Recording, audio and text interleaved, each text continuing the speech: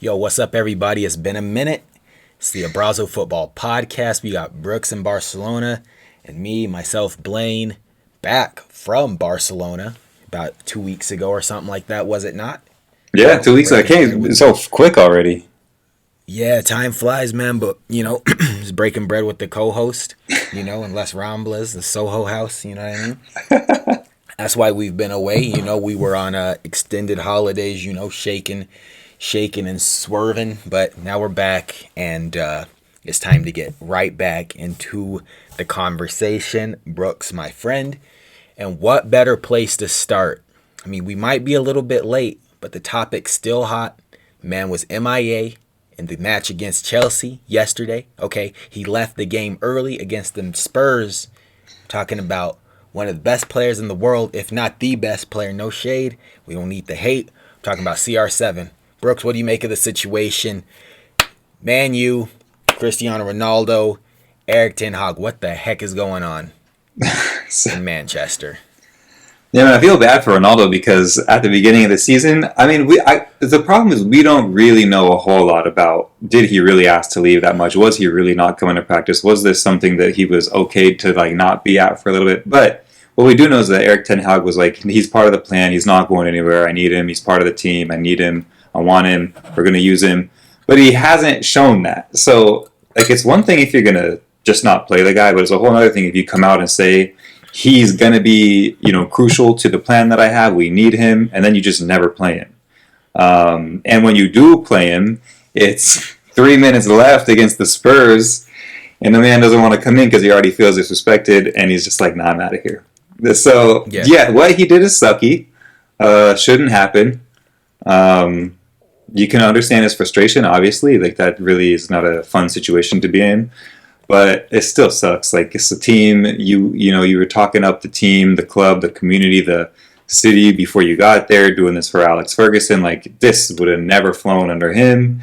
So I don't think that Eric Ten Hag is doing the greatest job. I mean, they're playing a much better football. But I don't know. I just think that maybe the way that he's managing an ego or a personality like Cristiano Ronaldo is probably not the greatest way to manage it. But shouldn't happen. Yeah. I'm basically on the same page where I'm like, yeah, bro, okay, you're used to being the superstar. Now you're not the star man on the team. But your team beat Spurs. I understand. So this is the part where I'm having a little bit of confusion.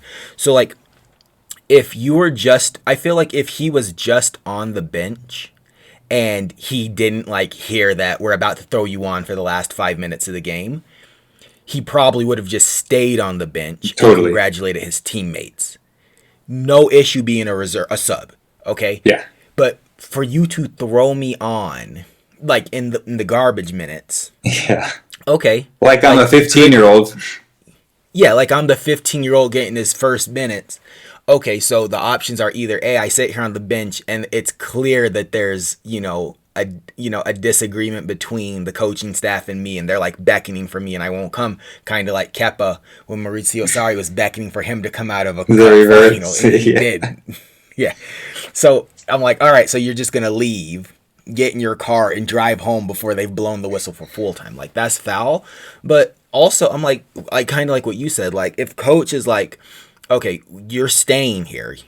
Whether or not Ronaldo asked to leave, I'm not sure. Or whether or not teams didn't come for him or did come for him. Right. No, you never really know. There's things where kind of you hear about things and then after it's done, you hear what the real story is. It's yeah, they're remember Erling Haaland's release clause is 70 million. Come to find out it's only 60. And it's no, Man U's it's this. Because no one will ever set the record straight unless they feel like it. So it's Ronaldo's not compelled to set the record straight. Man U's not compelled. No one's compelled to set the record straight. So Eric Ten Hag said he's not for sale. He's important. We need him.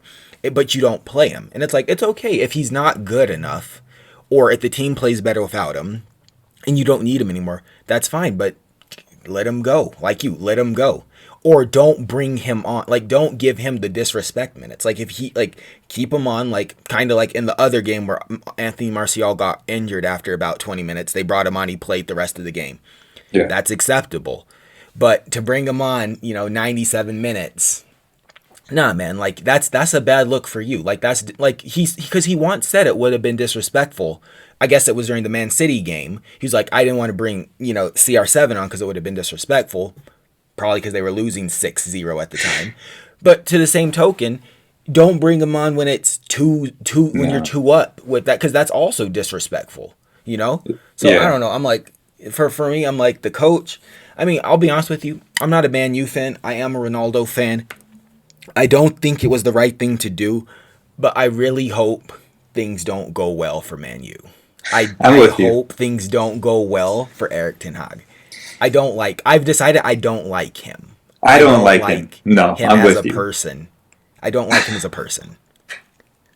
I also don't like seeing him on the pitch. It's just like that look he has on his face all the time, like of confusion and disbelief at the same time. And how did I get here? It's like, also, what I don't understand though is Ronaldo was the highest scorer last year in the team, right? In the squad, one of the highest scorers in England, and then suddenly, out of nowhere, he's not getting any minutes, and he's not good enough to start over a Martial, a Rashford, Jadon Sancho. I don't understand how you go from, who did he get? 22? How many goals did he get last year? I can't remember. We'll just say double digits because no one else in that squad did.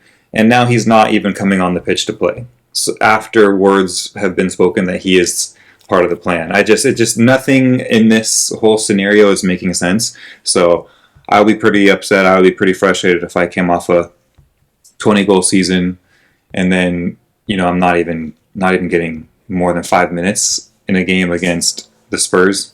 So where our team is playing, in the best football that they've probably played all season. So yeah, it's frustrating. He shouldn't have walked off like that, but it's obviously there's a lot more to it. It's just frustrating to see. 24 goals. 24 goals. Like, how do you score 24 in goals? All competitions, yeah. Yeah, 18 in the Premier League. 18 in the Premier League for a dude who's now 37. So he was 36, 35, 36 at the time. It's unbelievable. Yeah, and now you're just not playing him. But bro, I'll tell you, this is how Man U moves. This is how Man U moves, and you're not gonna like this. But back when my man used to play for the team, it was the same story. He was their top goal scorer, Romelu Lukaku, if you don't know by now, so I'm talking about. He was their top goal scorer. The next season, they're like, we play better without you. We don't need you. And it's like, okay, who scored more goals than me? Nobody. Nobody scored more goals than him. And the only difference is, I mean, I'll be the first to admit it, Romelu Lukaku is more of a dog than Cristiano Ronaldo. He forced his way out. He made it his business to leave. He got out of there. He was like, I don't owe this club anything, So he left. But like, it's just weird. It's weird to me. It's weird. Like I'll never get it. And I'm not a manager. I'm not a coach. I don't get it. But I don't know how you go from like, okay, this guy has been our top goal scorer. We're better without him.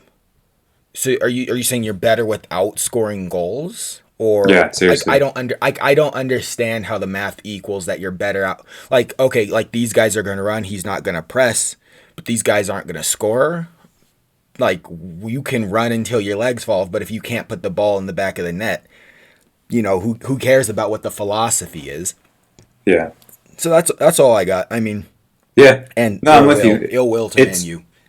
Yeah, absolutely. And I know ill will toward Jadon Sancho or Marcus Rashford or any of these kids that are getting chosen to start over him, but it's no disrespect, but like they're not better than a 37-year-old Ronaldo in my opinion. They can track back, yeah, they can press, sure, but they just not scoring goals. Rashford had three last season. He's got 4 and 11, I think, this season. So it's just not. You need more goals than that. But yeah. And I guess the one, what was I can't remember. Oh, I was gonna say. So what do you think? So like they've had the situation. Okay, he missed the Chelsea game, Ronaldo. But I take it he'll be back playing in the the Europa League this week. Like I think he's going right back in the team. He just missed one game, so there's no. Like it almost seems like that's not even a real punishment. Yeah, I don't think that Ten Hag has a backbone. He's no Arteta where he's like, I don't care what you're getting paid. I don't care how much it hurts us. You are not going to play again for this club. He's not going to do that to Ronaldo. He's going to come back I think he's going to come back in, probably over the next Europa League. This you will see in the middle of the week. If not, Yeah. in a week's time, he's back on he's back on the sideline.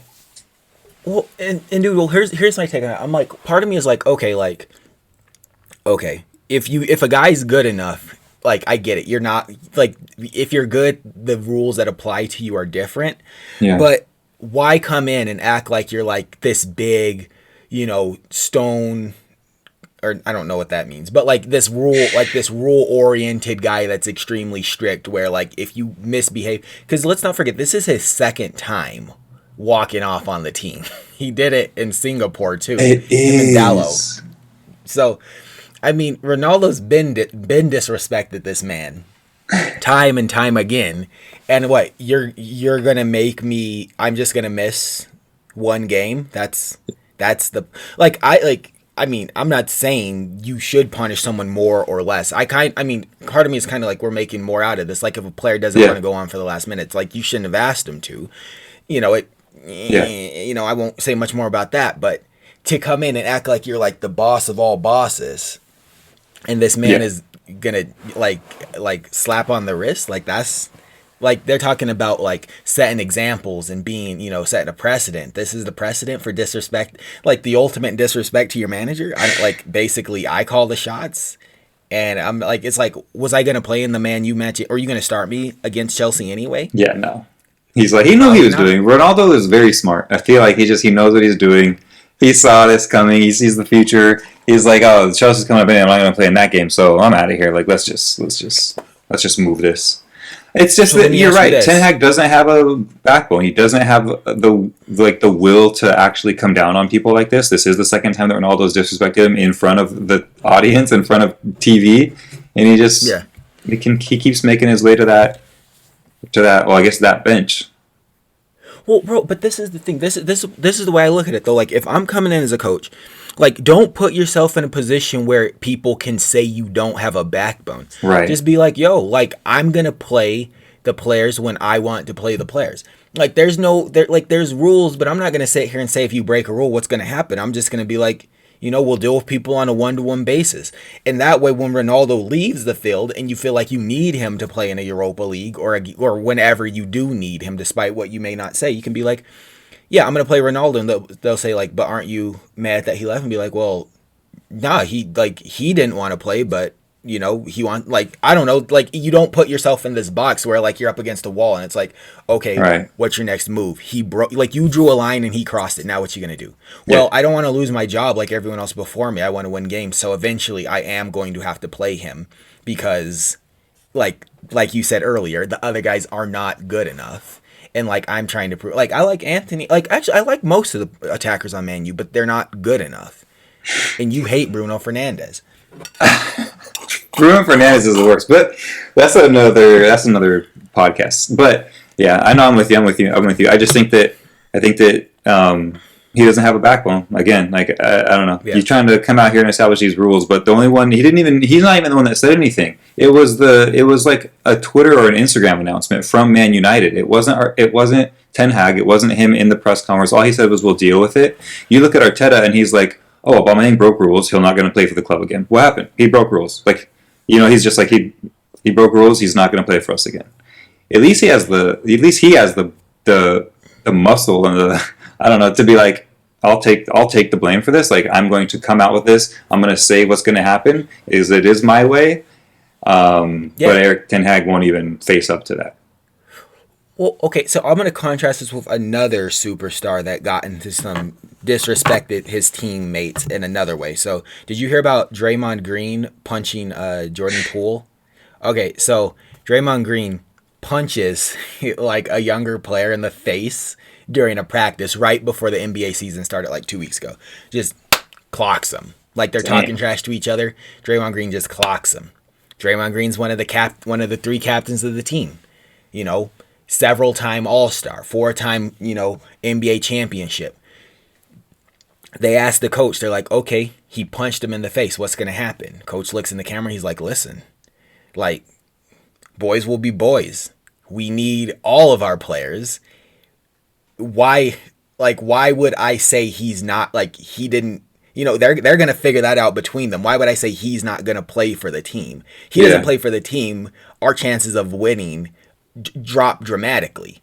Like, stuff like this happens all the time. You just don't hear about it because it doesn't Yeah. make news, because people don't leak it. Like, Ronaldo couldn't have been the first player to leave before the whistle blew. He could have Right. just said, they could have just said, he had to use the toilet. He got sick. Like, you could have said, Yeah. I just feel like, it's like, it's all about the framing. You create the narrative. And if you don't want there to be a narrative, the media won't make a narrative out of it. Like, Yeah, because that's a when good the point. coach, when Steve Kerr said, nah, he's going to play, like, this kind of stuff happens all the time. It's just not publicized, but like, Yeah. we're all on the same page. We want to win. And like, that's boys being boys, which I don't know if that's toxic or not, or acceptable, but it's like, the media was like, okay, like, that's what the coach said, and the team's in line, and that's how we rolling. And it's not, it's not all this drama. But I don't know. That's all I got to say. I don't know. Yeah, no, I'm with you.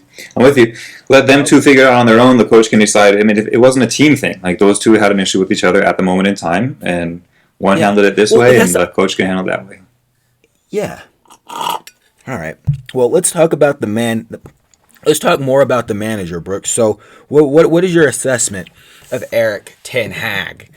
And his first, let's see, what is it? August, September, October, 3-4 months in charge of the Red Devils. Is he a good coach? Is he good enough? Is he a revolutionary manager? No, definitely not a revolutionary manager by any means. But I don't think, I'm not going to say he's bad. Obviously, he did great. Is he the Dutch Pep Guardiola? No. He doesn't have a tactic. It's like he has no tactics.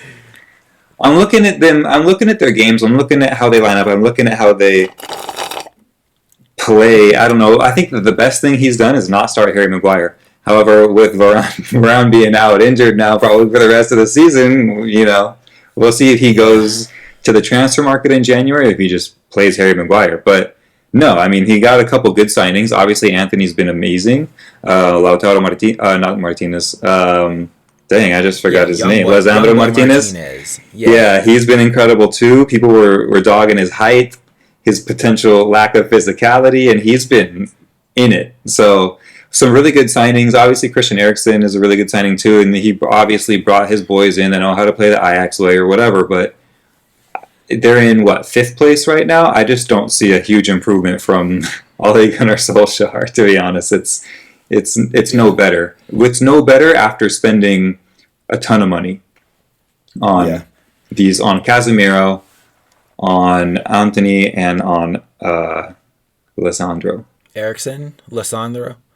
Yeah. Then he it's no better. He get one other young Dutch kid too. I forget his name.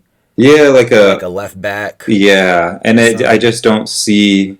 I don't see an improvement that warranted getting rid of what Ole Gunnar Solskjaer was. But I'm not saying that he was the man, but I do like to look at, not to take it too far off topic, but what Arsenal has done in keeping Arteta and letting him have a project and letting him roll with it, build upon it, buy, and just putting trust in him, which obviously no one has trust in their managers anymore, and it's really paying off for Arsenal right now. So I think that obviously the fans already loved Ollie. He was a legend within the club on the playing days, but I don't think that Ten Hag has proven that firing Ole Gunnar Solskjaer was the best decision, and then replacing him with Erik Ten Hag. That's my opinion. Okay. They still look super not dangerous. And I know that people are going to be like, "Oh, you're an Arsenal fan, and they beat you anyway." Arsenal, yeah, they did beat them. I do feel like Arsenal played. I mean, everyone knows Arsenal played a better game of football. Like, they looked better, but Man U found a way to win it in the end, which is amazing. And they had a little run, but they're not playing incredibly amazing football. No, he's not the one. He's not Pep Guardiola of the Dutch Pep Guardiola. That's amazing. Dutch Pep. Well, so one thing you said. So I remember when Mikel Arteta left Pep Guardiola's wing to take the Arsenal job. Arsenal was in shambles.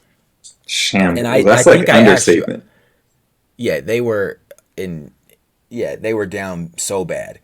But I remember I asked you, I was like, why would you leave a comfortable assistant position where you are guaranteed at least 3 trophies a season? Why would you leave that?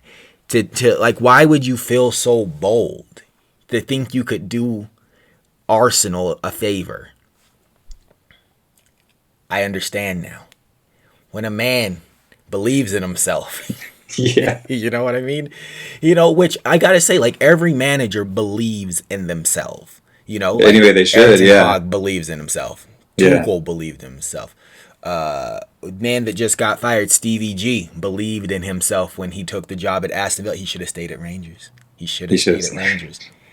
But you know what I mean? But like, how often does like, let's say Mikel, like unknown manager in his first job, like how often does that happen? Like, I mean, I'm not like, is Arsenal going to go on to win the league? And we can talk about that.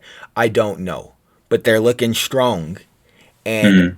I honestly, I'll be honest, I never thought Arteta could get them to that place. Like, I didn't think he could do that, but so, I mean, Yeah. I also is think this that. could Aaron Todd do this? Could Ole Gunnar Uh, Solskjaer have done this if they would have given him more time?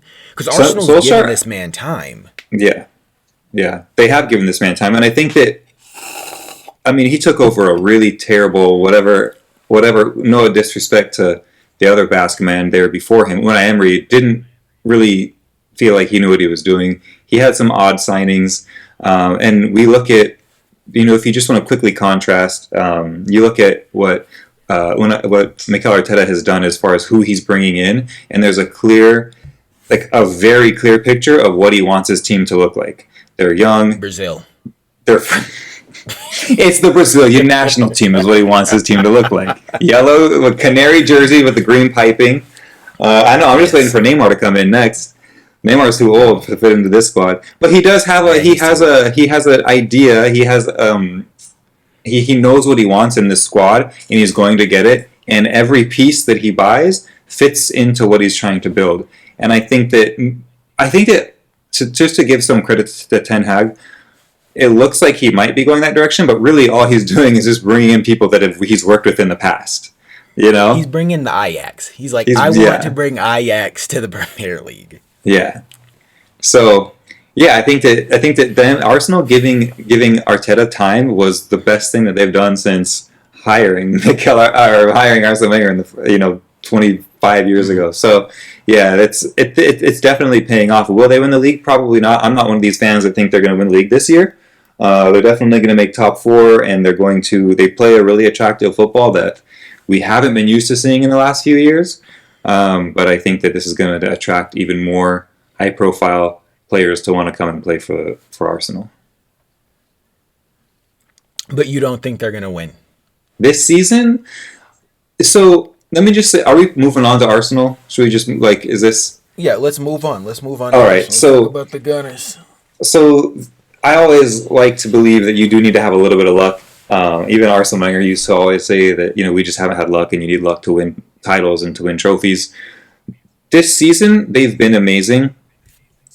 But what I've noticed in the last maybe 3 Premier League games is that 35th minute they're up 1-0. They just take a step back. I think Okay. Liverpool scored before the break when they played against Liverpool. They had to fight back in the second half, which they're really good at doing. But they always they come out with such intensity in the first 10, 15, 20 minutes of the game. They get their early goal, but then they sit back. It's like if you're going to sit back, really channel a Jose Mourinho Chelsea team and really park that Park bus. it. Like if you're going Park it all the way. Don't leave that if you're thing gonna park idle. the Park bus, it. exactly. If you're gonna park it. But they just take their foot off the gas, and they don't, and then they just kind of get lost in the field. What they have been able to do is find that second goal, or in the case of last week versus Leeds, be lucky and have Patrick Bamford miss a penalty, or Gabriel's red card rescinded. So they've been lucky, Yeah. and today it was just like almost watching a typical Arsenal of the last 5 years. It's like they just didn't have it in them to go and grind out an ugly win, which they Yeah. have been able to do this season. So hopefully this was the one-off. I mean, they still got a point out of it. They should have taken all three, Yeah. but not to like throw out a super unpopular opinion. But dude, I know that Jesus is amazing, and he has been incredible. He fights really hard. He just works for every single ball. He tracks back, but his finishing's got to improve. We talked about this last year with Man U, like our City, when he was being played as a striker. we were both like, he's no striker. You got to keep this kid on the wing. You're mad because he missed that 1v1 opportunity, aren't you? But it's like a lot of those. It's like he gets a lot of chances, but it's like, man, you have to finish these chances. He should have finished. I mean, there was one chance I saw that I agree he should have. Yeah, I mean, Today, he got Like there was one where I want to say like he pressed the ball in their half, got the ball back, passed it. I want to say to Martin Odegaard, ran through. Odegaard put the ball through. He was 1v1 with the keeper. Yeah. Slowed down a little bit, and then like a defender like poked it off him. Yeah. I was like, bro, you should have just you should have buried that. But then there was also another one that I feel like Saka should have buried, where instead he took a dive and got the yellow card. So I feel like you got to shoot. I mean, I'm not gonna criticize the team that's at the top of the table, but yeah, there's a lot of room for. That's the scary part, though. That's the scary part. There's a lot of room for improvement. So I mean, not saying that Man City's going anywhere, but like this Arsenal team has like 5 seasons to grow into what they have. So it's a very exciting time. It's a very exciting time. They do need, if they're going to really compete, though, they got to have the bench that City has, or at least half of the bench that City has, because these kids are young, so that's what they got going for them, is that they seemingly have endless amounts of energy. But he's playing almost the same 11 on Sunday as he is on Thursday, aside from the keeper and a couple midfielders, whatever. But I hope they don't run out of steam. I hope they don't get injured, but we'll see. Well, I agree with you. They're on 28 points as it stands. City's on 26, but 26 has 2 starting 11s that could challenge for the Premier League title, and it almost seems inevitable that Man U or that Arsenal won't draw at least one more game before the end of the season. And I mean, it seems more likely that Arsenal would draw one more game than Man City would lose another game. If I'm being honest, like it seems more likely that City will go undefeated until the end. From now on, and Arsenal, they could go undefeated minus, dropping up one or 2 points. So which is sad. And if anyone, God forbid, anyone gets injured between now or during on that squad, because that's the season. Yes. Pack it up. We coming back in the spring or in the fall. Yeah. Okay. All right, man. Well, I think that's enough chat about the British Premier League.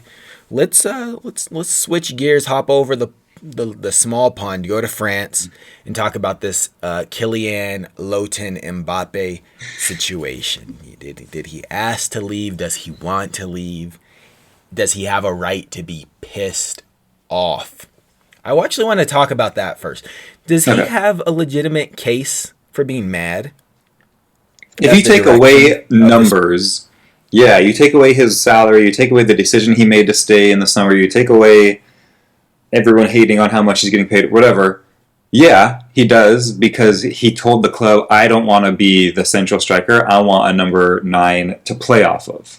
And they said, yes, well, we got you. And he doesn't have that. So in that case, he's got a right to be upset or like disappointed, right? But he doesn't have a right to. I just don't. Is that enough to make you be like, you know what, F this, I'm out of here again? No. So yeah. I mean, what do you think? I just feel like it's like I agree. It's not. Like, why would you want a number 9 to play off when Neymar and Messi are feeding you assist for fun? He's like, why would you want to not do that? Like, I understand, okay, you play for a different team where maybe you don't have that luxury. Sure, maybe you don't want to be the focal point where you're only going to get 17 touches a game.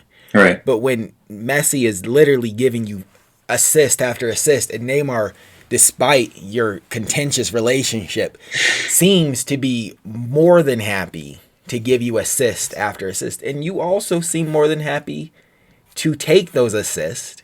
I just don't understand why you would be so mad enough to say that you want to leave. And where are you That's going the to thing. go? That's the Where are thing. you going to Yes. go? What? Yeah. Why are you bringing it up? Like, why are you saying that? If you did say this, if so, he came out and he was like, "I didn't say this. I'm happy. I don't want to go anywhere." So that's the rumor that I choose to believe. Obviously, there are some Yeah. very respected journalists in both in France and England that have been like, "Nah, we know he said it." But obviously, the story originated from Spain, so take that for what you will. But yeah, why? If it is true, like, why are you saying this? Like in the last game, it was Friday, right?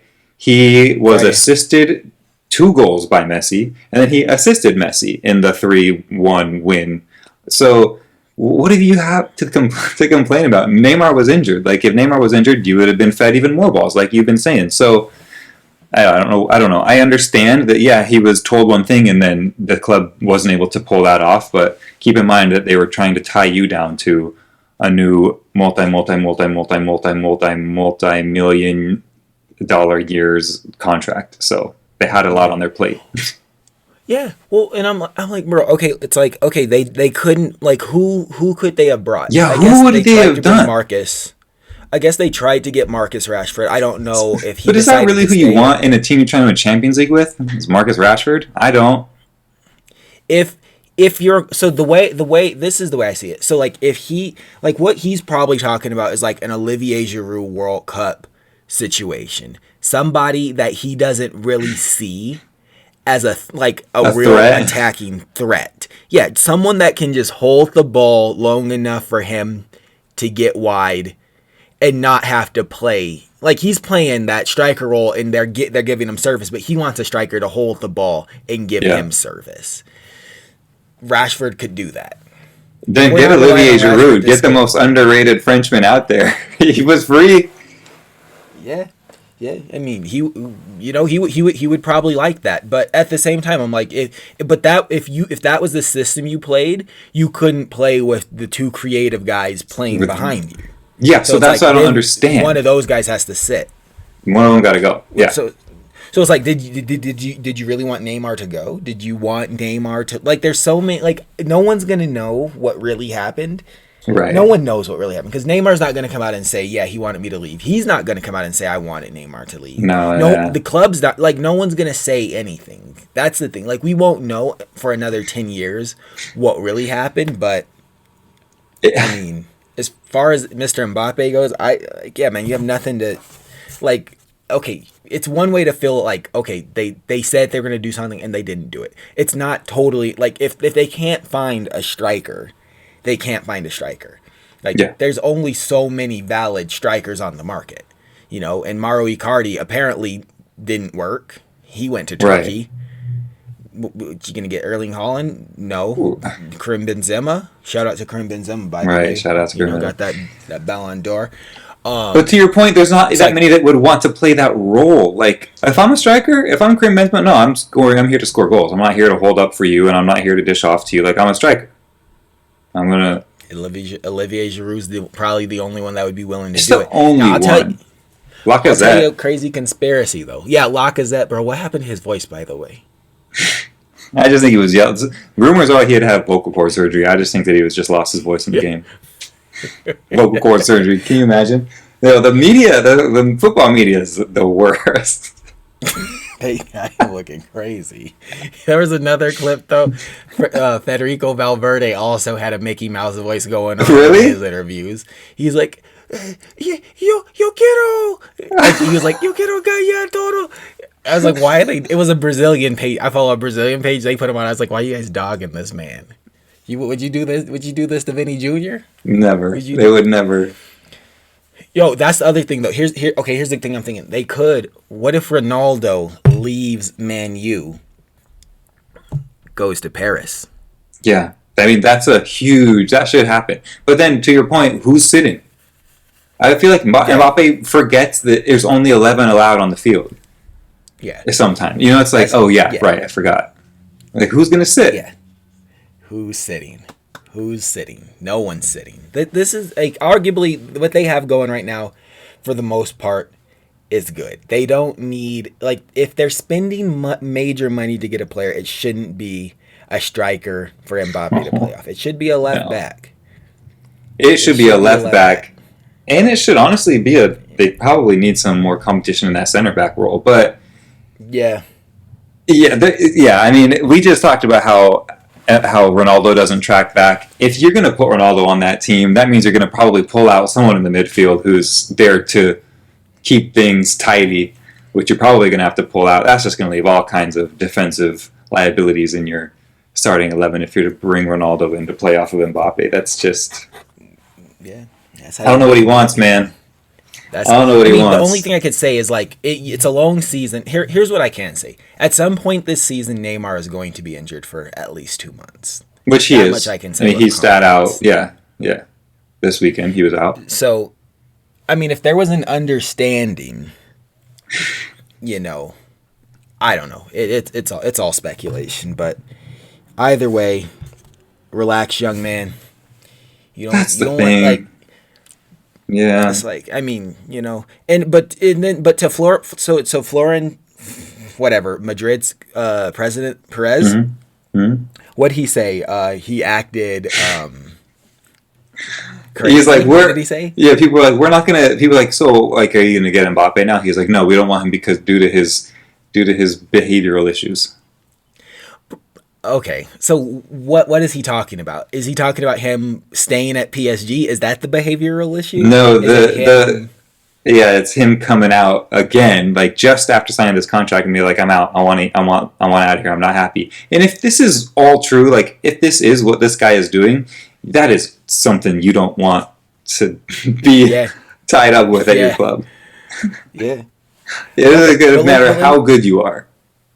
Let me ask you this though: Do you think Florentino Perez is being serious? Do you think if Mbappe said, "I legitimately want to leave PSG this January," Florentino, and like maybe he has like some clause where he's like, "Yeah, you guys are paying me like what, $1 million a week. Let's just." The clause is we can just tear up the whole contract, and you don't owe me $80 million anymore, right? And I can just leave. Do you think Madrid would sign him in January? Yeah. Okay. No question. That's just posture. Okay. Yeah, because I think that also he wants to have the like. I mean, he has the ego to be like, well, I told you he'd come to Madrid, or like I told you I'd get you here. He's not gonna walk away from this not having Mbappe in white at the end of his lifetime. He would unveil this kid like the second coming of Jesus Christ. This is him. He would pull the sheet down. I told you he'd be here. He'd snatch that number 7 off of Eden Hazard's back so quick his neck would break. That's funny. Speaking of Eden Hazard, I know this is a bit of a segue, but did you know that he's never played a minute of a Clásico? And he's been there for 4 years? Yeah, I saw that. Yeah, it's a shame. That's crazy. The downfall of Eden Hazard hurts. It hurts me. It hurts how steep his decline was. Hurt. I mean, I get it. He was playing with like metal in his knee. It's just bad timing. It was one of the greatest heists of all time, though. That was great Chelsea business. For 100, I think he went for 100, 90 or 100, with a year left on his contract.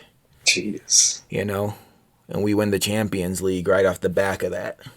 So I love him. I love him forever for that kind of stuff. I love Eden Hazard. I won't deny it. It just hurts me to see him struggle. Yeah. But Madrid's not struggling at all. So. No, they're not. So they're cruising to another Liga title and potentially another Champions League title. Bro, the crazy thing is like they're better than they were last season. They've only gotten better. Meantime, Barcelona's over here, putting a third mortgage on the stadium and selling, arms and legs, and can't even make it out the group stage. Nope. They aren't going to make it out the group stage. No, they're the Europa League again. They're Arsenal. They're matching up against Arsenal in a few months' time. You know what's crazy to me? What's the thing called on FIFA where like it's not continuity, but the way that you like get along with each other, your teammates, like they want you to make sure that you have that chemistry. Yeah, chemistry. The chemistry that these from it seems like from the ownership down to like even the bench players. You see Carlo Ancelotti like joking with Vinny Jr. and Rodrigo, like, "Oh, this guy's saving my job. Oh, I'm really happy to save the coach's job." Like they have the best chemistry that I've seen in any soccer team. It's they love what they do. They love playing for each other. They got Benzema with the Ballon d'Or. Like it's amazing what they're doing, and I can't stand it. but I'm happy for them. Yeah, well, yeah, it's annoying though. It's annoying. It's sincerely annoying. they look at Ancelotti like he's their dad. Yes, They just want to make him happy. they'll do They anything go to for war him. for that man. They do anything for that man. And then they just, I mean, with the exception of Kylian Mbappe, it's like, yo, you want to join us? Yeah, Right. yeah. You don't want to stay at your current club. You want to come here, and then it's like, and then you think they're gonna get worse, and because they let Casemiro go, young French kid with a high top steps in like he's a veteran pro. Yeah. Like he's been playing in the midfield for 12 seasons. He's only 22 years old. I hate them. I hate them, but I respect them. Yeah, I respect him too. I was really hoping Rudiger would go to Barcelona because they were the ones that like to first express interest. But then even he came out, he was like, "No, there's only one team I'm going to in Spain, and they're white." It's like, dang it, sucks. Yeah. And then, dude, I heard Jude Bellingham. So he's like, No, I heard he's going to sign with. so that's them been the next summer. rumor, right? Ugh. It's either that or Man City. It's either that or Man City. Erling Haaland might recruit him to Man City, which, funny enough, I just got a PlayStation 5 over the week, and I've been playing Congrats. FIFA 23. Tried to sign Jude Bellingham. He snubbed me for Man City. He said, I want to play with Erling Haaland in the video game. It made me sick. Wait, so you were Madrid in the video game? I was Chelsea. I didn't stand a chance. No, no. That and so yeah, that's like this is a scary thing about what's happening in the Premier League right now. So I will say that of all the leagues that we're watching, I think that the most fun right now is Serie A, and they were the most fun last year too because it's less. It's you don't know what's going to happen any week. Like right now, what is it? Juventus and Inter are 7th and 8th or 6th and 7th. Like you would have never thought that. It's a little bit like that in England with Arsenal being top of the table, but no one really believes that that's going to end that way. I don't remember where I was going with this, but with with Chelsea. So that's what I'm saying. Like, I think that Arsenal's on a good plan with like building this camaraderie and this team chemistry with all these young players, and Arteta knows how to deal with these young kids with no egos, and he'll make them kind of run through a wall for him.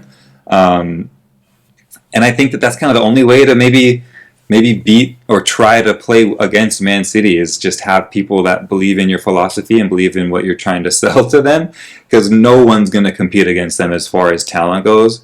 And for the next foreseeable future, while Pep is there, no one's going to want to go anywhere else in England. Yeah. I feel like, as far as I'm concerned, there's only 2 clubs in the world right now that people, well, I guess with the exception for people that have wanted to go to Barcelona for their entire lives. Yeah. But there's only 2 clubs that players like, I personally think would aspire to go to. And it's either I want to go to Madrid or City. That's it. Madrid or City. Madrid, City. That's it. Like, That's it. I would like Bayern Munich don't really pay their players like that, so no one's like really dying to go play for Bayern Munich. Obviously, no one's dying to play for Chelsea. No one's dying to play for Man U. It's like you're only going to these clubs if they pay you like an arm and a leg, And yeah.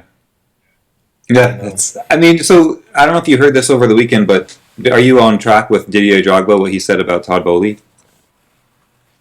What he say about Todd? I didn't. He basically was like, the way that he's been running this club, it makes me ashamed to be a part of it because he has no class. Like when Roman Abramovich was running it, he ran it with class. This guy comes in and he doesn't know what he's doing, and it's upsetting, and it's just unfortunate to see. You agree with that? I mean, because this is a legend speaking maybe. out. Yeah, I mean, I agree with it. Like, I mean, well, like what he came in and he was like, we should do like an all-star game. England needs an all-star game. Why y'all not doing that? Like, okay, like, I mean, yeah, it's like Mo Salah was part of our Mo Salah and Kevin De Bruyne was part of our youth academy, youth academy. Yeah, it's like, I mean, I just sometimes I feel like less is better, man. Like yo, I bought the club. I'm not like a lifetime Chelsea fan. Like this is an investment for me. I'm gonna hire people, let them run the club, quit like or at least give it a season or two before you like try to jump in and start like adding stuff. So he's in. I'll say this. He's definitely embarrassed himself. You know, that much I can say. He's embarrassed himself. I feel like as far as like an owner, I don't mind him as an owner because I personally believe that as far as an owner goes, like he wants to win and he is willing to spend money and he is willing to win at any cost. I think he's already started to demonstrate that. But in terms of like how he conducts himself and the ideas that he brings to the table, maybe, you know, ease up. Maybe he needs. You're embarrassing. Yeah. You're embarrassing yourself. When you say, yeah, I saw the Mo Salah KDB thing and I was like, dog, like you bought Mo Salah and he was like 24 years old. Like you bought Kevin De Bruyne and like Jose Mourinho bought him and then sent him away. Like these kids, I mean, I get it. You might look at him and think he was in the youth squad because he played 2 minutes, you know, right, and didn't have a real squad number. He ran on the field with like number 63. So you might have thought he was from the youth squad, but that's just the result of a toxic manager that's trying to send a message to a person that they're not good enough yet. But yeah, and I respect Didier Drogba. I mean, obviously, yeah, me too. You know, it's like also like I feel like I mean I don't know what I would do if I bought, you know, spent several $billions to buy a club. Like, would the first thing I do is like come out and remove everybody that's been there to make the club what it is and bring in all my new people? I personally feel like I wouldn't do that. Yeah, it's like that's what Drogba said too. You guys just won a Champions League, right? The only problem with this club is the former owner is an oligarch who has ties with Putin, and for some reason, that's basis to make him essentially forfeit the club for free. Right. Like for free. You know, for free. So I'm just going to buy it and stay out of everyone's way. Keep the business going as it is. Yeah. I'll write the checks, and if things start to fall off the rails, maybe I'll step in, but right now I'll just take a back seat and I'll see how things are going. I'll learn the game, I'll learn the ropes, and yeah, and if I want to be more hands-on, I could get more hands-on in the future, but like I'm not going to come in right now and do this. Like he's out there telling like Thomas Tuchel like, yo, like I think you should sign him. I think you should sign him. Right. It's like I get it. You own the club, and if you own the club and you want a certain player to be there, like yeah, like you're within your rights to do that. But also, you know, it's like the guy that like just inherited a company from his dad that knows nothing about it. And he's like, yo, we should do this. And you're like, no, you're an idiot. We shouldn't do that. And I'm not saying bringing Ronaldo to Stamford Bridge warrants the response, no, you're an idiot. We shouldn't do that. Because I wish he would have come to Stamford Bridge. But I understand why a manager could be like, I don't want to take input from a guy that knows nothing about football just because he bought the club. Like I shouldn't have to, you know, that doesn't seem right to me. But so, and then to fire all those people or that was the sucky. I don't know if he fired them or no. According to Drogba, he fired him. He's like, you come in and fire all these people that have been there for years. That's classless. Yeah. So to me, that's I'm like, you know, like, are you gonna like, you don't even have better people in. You're like, I'm gonna fire these people. I'm gonna take over. Oh, okay. Thanks for like handicapping us. I mean. Or maybe, you know, I don't know, maybe you took their notes and you're like, these are the people you want to sign. I'm just going to go sign them and spend like 20 million more on each because I don't know how to negotiate. I just come in. Like, there's like, we negotiate one way in the West. You negotiate a different way. He's just coming in like, that's how much I'll give you. And they're like, yeah, no, you should have started lower. Like, now we know what you're willing to pay. You know? Yeah, he's definitely not hiding his hand. But also, to your point, if there is a player who you want and your head coach is saying no and you're going to fire him, fire him beforehand. Why are you letting? That was my thing. I'm like, you're letting this dude make all these decisions, which he should because he's smart and Tuchel knows what to do and how to win. But then you fire him after you've spent 200 million for him. Like, that was just a weird business move anyway. Wouldn't you want to fire him first and get a coach in there to? But I will say, while I disagree with the way Todd Bowley has handled things the first few months, Graham Potter has been incredible.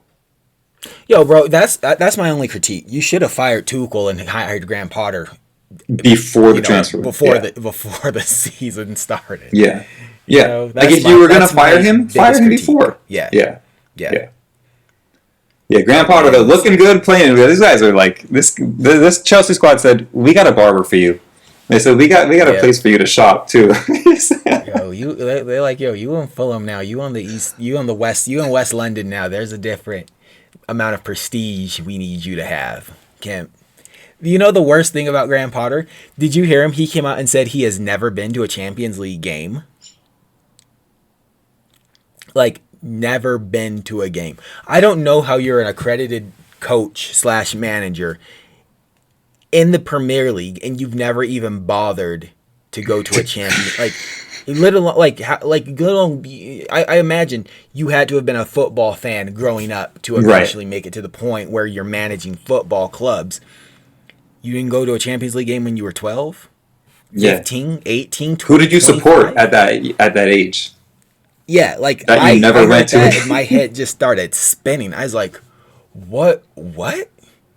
Like, okay, that's maybe crazy. You didn't I didn't know money that as a kid. Yeah, maybe you didn't have the money as a kid, but like you've been a manager for a while. You've had money for a while now. Like, I don't know how much a manager makes at Brighton, but you make more than us. You know. Or you could also call someone up and be like, "Yo, can I get a ticket?" I'm trying to scout some of these players. Have the Amex pay for it. You know, that's great. I had no idea. That's insane. He said that, and my head just was spinning. I was like, I don't even understand how that's possible, and why? Because they asked him. They were like, for his first game in charge of the Champions League game, they were like, "How do you feel?" And he's like, "Man, I've never even been to a Champions League game." I was like, "Bro, why'd you say that?" Keep that to yourself. Yeah. Anyway. I mean, but now he's out here winning Champions League games. Yeah, which I'm like, like you don't need to have been to a Champions. Like, I'm sure he's watched Champions League. You don't need to have been to a stadium. But at the same time, I was like, man, I get it. Like, sometimes he might not just be the kind of person that wants to go. Like, those games are crowded. They're at nighttime. Maybe he goes to bed early. I mean, it befuddled me, but, you know, maybe he's like... but there are those... there are those players, though, like Ben White came out and he was like, I don't really like football like that. Yeah, it's my profession, but like when I'm not playing, when I'm at home, I'm not watching it. It's not on in my house. I don't pay for like the package to watch it. I don't really do that when I'm not like practicing or playing. I don't watch it and pay attention to it. I'm like, okay. Yeah, that's fine. I mean, it is. Yeah, it is. Yeah, some players are fans and they're watching games all day. Other players, you know, they're they're riding horses. They're playing squash. Gareth Bale's playing golf. You know, they got. You know, it's just a job, and that's fine. Yeah, totally. Okay. All right, Brooks. That's funny. Well, I think we covered all of the topics that we had. Yeah, and a couple extras. So this is kind of like a bonus show. We've been gone for a while, so I mean, anything you want to say before we get out of here today? No, I wanted to shout out Graham Potter because that Chelsea squad, Kepa, geez. I mean, you guys have been. It's been good. It's been good to see for like. Even though I'm not a Chelsea fan, I like people that like Chelsea. So, you guys have been good. It's been good to see this. Aubameyang hasn't scored a ton, which I'm kind of happy about. I hope he doesn't score against Arsenal, but I think we should talk about Chelsea next a little bit deeper, like a Raheem Sterling and Aubameyang, these guys that have come in the offseason. But no, that's all I want to talk about. Okay, cool. Then we'll cover the Blues in depth in a further episode. Hopefully they continue to do well. But for now, I guess we ought to sign off. So thank you for hanging out with us here at the you get the black too? Football, black on black, baby. Brazil Football Podcast. You feel me? And we'll catch you next week. Peace. Bye, everyone.